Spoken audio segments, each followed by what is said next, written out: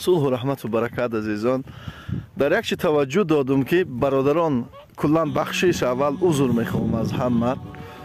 توجه بر این کردم که نگاه میکنم بالای ملا و ایشان و شیخ و حاجی پول میتین و مال میتین به خاطر که به حقشان دعا کنه و ملا و ایشان تا همو دم بالاشان دعا میکنن که تا اونا دا مال بتین و حقشان بتین دعا کنن، ولی که والدینی که تو در خانه داری به یگان چی بالای تو دعا میکنن. مبادا که تو اگر از بچی فلانش فقیرتر باشی و بالای تو زیادتر دعا میکنن و اون ملا و ایشان هم دعاش در گمانه، ولی که دعای والدین بی پرده های.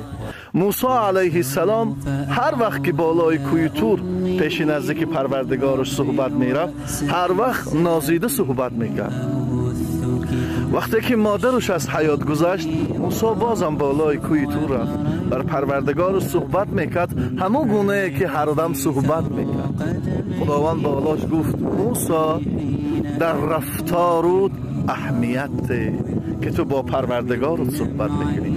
اون دمه که تو با این گونه صحبت میکردی تو را مادرت بود که به حق دعا میکرد که میگفت الهی مبادا موسی اگر سوف و خطا کنه خدای موسی را ببخش.